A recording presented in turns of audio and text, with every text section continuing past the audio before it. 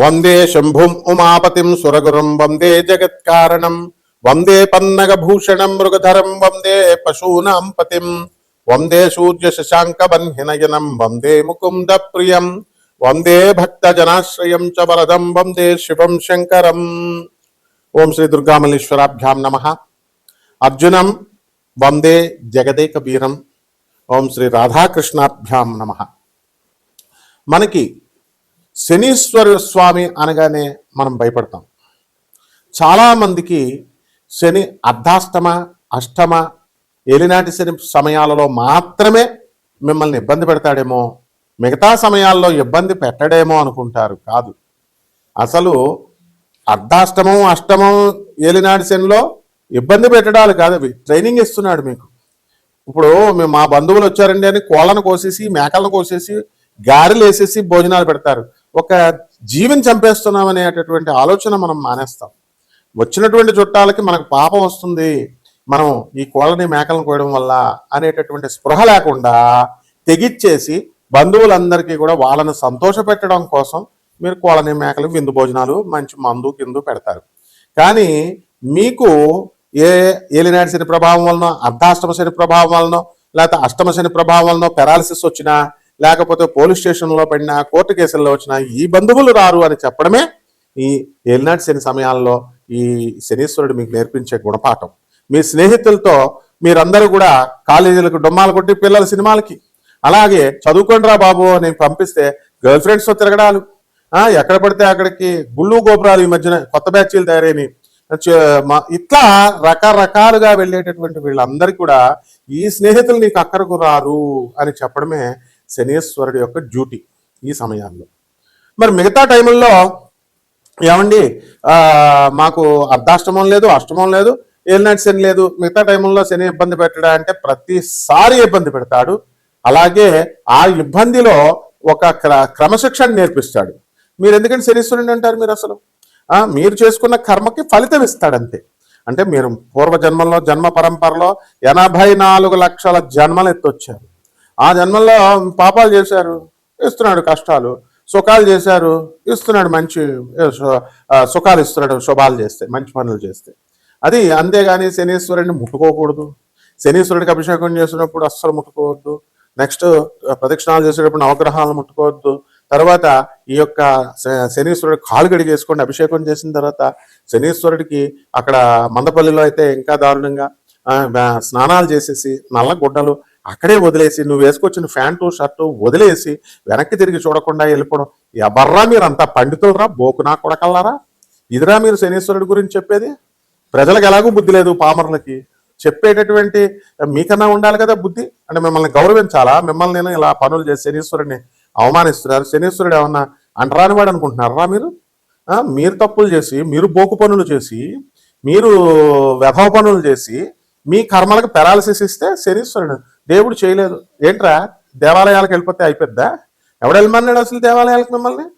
దేవాలయాలు ఎందుకు పెట్టారు? మత ఐక్యత కోసం, కుల ఐక్యత కోసం.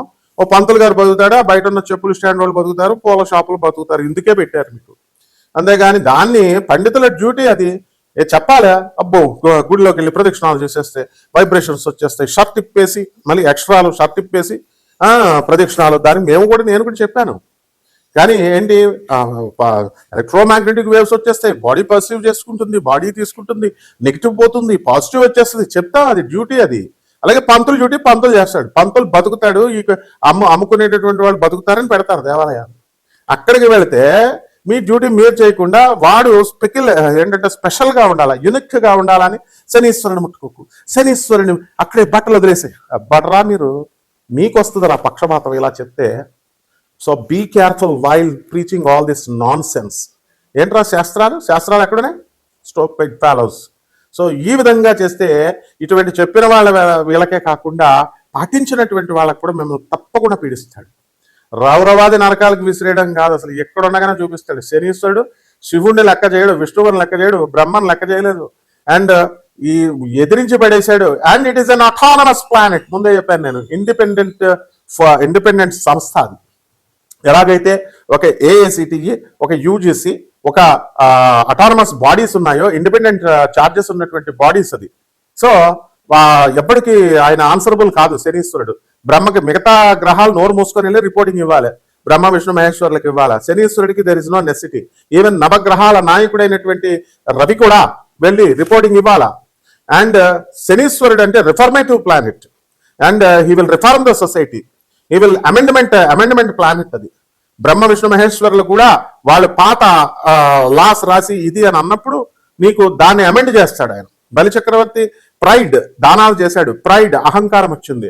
అదే అప్పుడు ఏం చేశాడు, విష్ణుమూర్తిలో దూరి ప్రైడ్ అనేటటువంటి దాని వల్ల గొప్ప నేను దానం చేస్తున్నాను, చాలా మంది దానం చేస్తారు, మంచిది, అంతవరకు బాగుంది. మీ పిల్లలు చెప్పాల్సిన అవసరం ఏంటా, ఇంటికి వెళ్ళి మీ ఫ్రెండ్స్ గొప్ప చెప్పాల్సిన అవసరం ఏంటి అసలు? మీరు ఈ కుడి చేత్తో చేసిన దానం ఎడం చేత్తకి తెలియకూడదు, దానికి గుప్త దానం అంటారు. గుప్త దానం అంటే పేదోడికి అన్నం పెట్టారు. తిరుపతిలో హుండీలో మాత్రం అది కిరీటం వేసాడు, లేకపోతే కట్టలు వేసాడు అంటాడు. దేవస్థానం ఏం చేస్తుంది, చెప్పుద్ది రా మళ్ళీ ఇంకొకటి వస్తాడని ప్రచారం చేసుకుంటారు. This is not the way. ఏం పేద ప్రజలు కనపట్లేదా నీకు, వికలాంగులు కనపట్లేదా, అనాథలు కనపట్లేదా, తర్వాత సాధు సత్పురుషులు కనపట్లేదా? సాధువులు వాళ్ళకి 10 రూపాయలు అయ్యో కానీ దేవాలయాల్లో వేస్తావు. ఇది దీనికి ప్రవచనకారులు చెప్తా ఉంటారు. ఏంటి, వెళ్ళిపోండి దేవాలయాలకు, వెళ్ళిపోండి కర్మలు పోద్ది. వీళ్ళ కర్మలే పోవు, వీళ్ళ పిల్లలే సగం మంది వదిలిపడేశారు. వీళ్ళ కుటుంబాలనే వికలాంగులు, వాళ్ళు వీళ్ళు మతిస్థిమితం లేనటువంటి వాళ్ళు వీళ్ళందరూ ఉన్నారు. అంటే చెప్తే శనీశ్వరుడు మరి ఊరుకుంటాడా, ఇస్తాడు. కాబట్టి ఒళ్ళు దగ్గరెట్టుకొని చెప్పాలి ఎవడు చెప్పినా సరే. సో మీరు నాన్ సెన్స్ అంతా చెప్తూ ప్రజల సొసైటీని మీరు నాశనం చేస్తుంటే అటువంటి వ్యవహారాలందరినీ కూడా రిఫర్మేషన్ చేసుకొస్తూ ఉంటాడు. రిఫర్మేటివ్ ప్లానెట్ అంటారు దీన్ని. కాబట్టి శనీశ్వరుడు ఎవరికి భయపడ్డు. అండ్ కొన్ని సంవత్సరాల పాటు విష్ణువుతో యుద్ధం చేస్తే ఏం చేస్తాడండి విష్ణువు ఆల్టర్నేటివ్గా, ఆఖరికి ఆయన కాలు విరగొడతాడు. శివుడు అంశ అండి శనీశ్వరుడు అంటే. రిఫర్మేషన్ ఇచ్చారు ఆయనకి, దండం పట్టుకున్నాడు ఆయన. కాబట్టి తోలు తీసేస్తాడు. ఇంకెప్పుడు అలాంటివి కానీ చెప్పకండి, ఇలాంటి నాన్ సెన్స్ అంతా చెప్పకండి. ఇప్పటికైనా తోటి మీరంతా మా గురువులు, మా చక్కగా మిమ్మల్ని పండితులను గౌరవించాలా. If you tell like this definitely I will condemn all this bloody nonsense. ఇకపోతే ప్రజలు శనీశ్వరుడికి మనము జమ్మి చెట్టు చుట్టూ తిరుగు, రావి చెట్టు చుట్టూ తిరుగు, తైలాభిషేకం కిలోంపా వేసేయి, నల్ల నువ్వులు వేసేస్తే సరిపోద్దా? మా గురువు గారు గరికపాటి నరసింహారావు గారు చెప్పలేదా? ఇలా కాదు, చాగంటి గారు కూడా గుప్తంగా చెప్తారు, డీకోడెడ్ లాంగ్వేజ్లో చెప్తారు. ఇది కాదు నాయన, మానవ సేవ చేసుకోండి, ప్రజలకి సేవ చేయండి. ఇది మానవ సేవే మానవ. అది మనకి నచ్చదు. 2 లక్షలు ఎట్టి హోమం చేసేస్తామంటే ఇచ్చేస్తారు. అది 10 రూపాయలు ఎవరా వికలాంగులకి, అనాథ పిల్లలకంటే ఎవరు చేతులు రావు. సో అలాగే మహాలక్ష్మి తల్లి యొక్క అనుగ్రహం కావాలండి మనకి. మహాలక్ష్మి తల్లి అనుగ్రహం అంటే మనకి మనం శుభ్రంగా ఉండడం అంటే బయట సెంట్లు వేసేసుకోవడం, స్నానాలు చేసేయడం, కొత్త బట్టలు వేసేయడం, శుభ్రవస్త్రాలు వేసేయడం, పెర్ఫ్యూమ్స్ వేసేయడం, రూమ్ నిండా పెర్ఫ్యూమ్స్ వేసేయడం, గంటకి దులిపేయడం. చాలా మంది చూడండి ఇళ్లలో కడిగేస్తా ఉంటారు, ఎప్పటికప్పుడు సోఫాలు దులిపేస్తా ఉంటారు, గుడ్డ కట్టేలా దులిపేస్తా ఉంటారు. ఓకే, గుడ్ అది. కానీ వాట్ అబౌట్ యువర్ హార్ట్? నీ చుట్టాలు నువ్వు చూసావా? పేదవాళ్ళని నువ్వు చూసావా? అక్యుములేషన్ ఆఫ్ వెల్త్ కాదు, డిస్ప్రపోర్షనేట్ ఆఫ్ అసెట్స్ క్యాష్లో ఇరుక్కుపోతారు మీరు. లంచాలు తీసుకుంటారు, ఎందుకు? ఏం ప్రయోజనం? బీరువాల్లో దాస్తారు కట్టలు, ఏం ప్రయోజనం అవి? రాజు అంటే గవర్నమెంట్ అన్నా తీసుకెళ్ళిపోద్ది, ఇన్కమ్ ట్యాక్స్ డిపార్ట్మెంట్ అన్నా తీసుకెళ్ళిపోద్ది, లేదా దొంగలన్నా దొబ్బేస్తారు. కాబట్టి ఎట్టి పరిస్థితుల్లో కూడా ఇదంతా కూడా పేదవారికి ఖర్చు పెట్టాలా. అదే PROUT philosophy, progressive utilization theory Anandamurti garu ఇచ్చారు. ప్రభాత్ రంజన్ సర్కార్ ఆనంద్ మార్గాశ్రమం గురువు గారు ఇచ్చారు. ఆ కాన్సెప్ట్ మీద వర్క్ చేశాడు doctor రవిబాత్ర, south Methodist university professor, టెక్సాస్లో, యుఎస్ఏలో. ఆయనకి నోబెల్ ప్రైజ్ వచ్చింది. కావాల్సి నేను చెప్పింది గూగుల్ చేసి చూసుకోండి. 1993 doctor రవిబాత్ర Nobel prize winner in economics అని కొట్టండి. అది చేయాలా, అప్పుడు లక్ష్మీదేవి వస్తుంది. అంతేగాని లక్ష్మీదేవి ఎప్పుడు వస్తుందని చాలా మంది చూడండి వ్యాపారాలు చేసేవాళ్ళు కూడా లక్ష్మీదేవి రావట్లేదండి అంటారు. ఆర్థిక ఇబ్బందులు ఉన్నాయి. నువ్వు పెద్ద ఆఫీసర్ జాబులు చేస్తున్నా సరే ఆర్థిక ఇబ్బందులు ఉన్నాయి. ఇండస్ట్రియలిస్ట్ ఆర్థిక ఇబ్బందులు అంటాడు. అరే బాబు, మీ అందరికీ ఆర్థిక ఇబ్బందులు ఉంటే పేదోడు 10,000 రూపాయల జీతంతో బతికేటటువంటి చిన్న ఉద్యోగులు లక్షల కోట్ల మంది ఉన్నారు. వాళ్ళకి ఎలా ఉంటాయి? వాళ్ళు అన్నారంటే ఒక అర్థం ఉంది. నీకేంట్రా, నీకెందుకు అసలు ఆర్థిక ఇబ్బందులు? ఇవన్నీ ఎందువలనంటే లావిష్నెస్, లగ్జరీస్, వీటికి అలవాటు పడ్డారు. కంఫర్ట్స్, ఏసీ లేనిదే నిద్రపోరు. ఇంతకుముందు ఏసీ లేనప్పుడు ఏం చేశారు? ఎలా పడుకున్నారు మీరు? ఏసీ లేనిదే కారులో బయటకు వెళ్ళారు, కారు లేనిదే అడుగు పెట్టారు బయటికి. ఇవన్నీ కూడా బాగానే ఉన్నాయి. అక్కడ శనీశ్వరుడు కౌంట్ చేస్తూ ఉంటాడు. కరెక్ట్గా ఎప్పుడైతే పేదవాళ్లకు నువ్వు చేయలేదో పెరాలసిస్ ఇచ్చేస్తాడు. ఎప్పుడైతే నువ్వు పేదవాళ్ళకి చేయలేదో హార్ట్ అటాక్లు ఇచ్చేస్తాడు. చూడండి, కావాల్స్తే మీరు బాగా ధనవంతుల జీవన శైలిని బాగా గమనించండి. పడక్ మన మధ్యలో పోతాడండి 40 రాకుండానే. ఆడెంత పెద్ద క్రీడాకారుడైనా, ఆడెంత పెద్ద సినిమా హీరో అయినా, ఈ మిథున రాశి వారికి అందరికీ కూడా మీకు మనశ్శాంతి అనేటటువంటిది లభిస్తుంది. మిథున రాశి వారికి పుష్కలమైన ఉద్యోగాలు ఉంటాయి, సంపాదనలు ఉంటాయి, మొగుళ్ళు ఉంటారు, మొత్తం అన్నీ ఉంటాయి. కానీ ఏం ప్రయోజనం? ఒకడు పెడతాడు, ఏమండి భార్యలనండి ప్లీజ్ అన్నాడు. ప్లీజ్ అన్నాడు కాబట్టి అంటున్నాను నాయన. పెళ్ళాలంటారయ్యా, ప్రకృతి వికృతి. నీకు తెలుగు చదువుగా చదవలేదు, తెలుగు మాస్టర్ చెప్పింది ఏం లేదు నువ్వు. మొగుళ్ళు అంటే ఏంటరా problem? What is the problem? దాన్ని జెంటిల్మెన్ అంటాం. ప్రతి ఒక్కరు జెంటిల్మెన్ అయిపోతాడా? మంచి మర్యాదస్తుల్ని భర్తలు అంటాం. ఎవడు ఉండడు, ఒక కృష్ణుడు తప్ప. కాబట్టి ఈ విధంగా ఈ యొక్క మిథున రాశి వారికి 2026 సంవత్సరంలో చక్కగా మీ అందరికీ కూడా ఆదాయాలు పెరగడం జరుగుతుంది. యాత్రలకు వెళ్ళాలి, మీరు హనీమూన్లకి, తిరగడాలకు వెళ్ళాలా విదేశాలకు, అది కూడా మన దేశం పనికిరాదు. అన్నీ అయిపోతాయి అన్నమాట మీ కోరికలు. ఇక పిల్లలు లేనటువంటి వాళ్ళకి పిల్లలు కలుగుతారు, ఉద్యోగాలు లేనటువంటి వాళ్ళకి ఉద్యోగాలు వస్తాయి. తల్లిదండ్రులను వదిలేసి ఇక్కడ చాలా మంది మరి వేరే దేశాల్లో ఉద్యోగాలు చేస్తున్నారు. కొత్తగా వెళ్ళిన వాళ్ళు కూడా వాడి కోతి కొబ్బరికాయ ఇచ్చినట్టు ఇక్కడ 15 సంవత్సరాలు అయిపోయిన తర్వాత చాలా మంది సాఫ్ట్వేర్ ఇంజనీర్లకి అమెరికా వెళ్ళారు, ఇల్లు కొంటున్నాం అంటారు.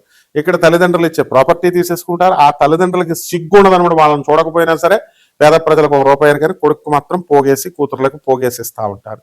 సో ఇటువంటిప్పుడు ఏమవుతుందండి, ఆ తల్లిదండ్రులను వదిలేసి వెళ్తారు.